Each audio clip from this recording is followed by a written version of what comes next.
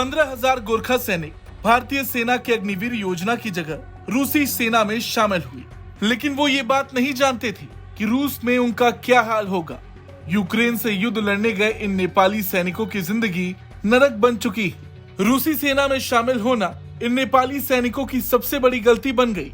अब वो यूक्रेन में युद्ध लड़ने के फैसले पर पछता रहे हैं। और तो और अब उनके पास कोई विकल्प भी नहीं बचा कि वो भारतीय सेना में आ सके। CNN की एक मीडिया रिपोर्ट के मुताबिक रूसी सेना में शामिल एक गोरखा सैनिक रामचंद्र खड़का ने बताया है कि वो अफगानिस्तान युद्ध तक लड़ चुका, लेकिन नेपाल में कोई नौकरी नहीं थी और इसी वजह से वो रूसी सेना में शामिल हुआ और अब वो यूक्रेन आने के फैसले पर पछता रहा है। CNN की रिपोर्ट के मुताबिक रूसी सेना में 15,000 नेपाली सैनिक शामिल हैं। ये सभी रूस सरकार के पैसे के बदले जॉब ऑफर के बाद वहां पहुंचे। रूस में नेपाली सैनिक की हालत कुछ ऐसी हो चुकी है कि वो अब अपनी जिंदगी को जोखिम में डालकर वहां से निकलने की कोशिश में लगे हैं और ऐसा इसलिए है क्योंकि वहां पर जीवन का कोई ठिकाना नहीं है।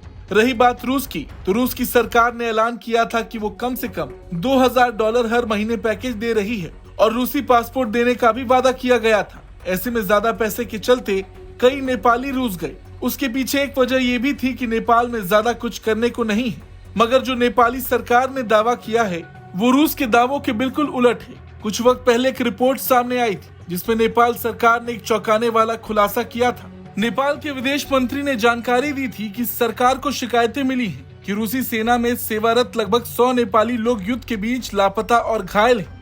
विदेश मंत्री ने यह भी कहा था कि रूसी सेना में सेवारत नेपालियों की सटीक संख्या का अभी तक पता नहीं चल पाया।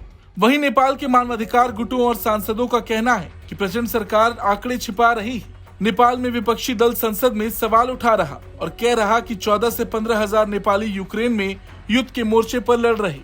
विपक्षी नेता ये आंकड़े वहां से लौट रहे नेपाली गोरखा सैनिकों के हवाले से बता रहे हैं। उन्होंने कहा कि रूस सरकार के पास यह आंकड़ा होगा कि कितने विदेशी लड़ाके उनकी सेना में शामिल हैं, इसमें कितने नेपाली सैनिक हैं। विपक्षी नेताओं का कहना है कि सही आंकड़ा बताया जाए। नेपाली मानवाधिकार के एक कार्यकर्ता ने कहा कि रूसी सेना में शामिल कम से कम 2,000 परिवारों ने हाल के दिनों में उनके साथ संपर्क किया है।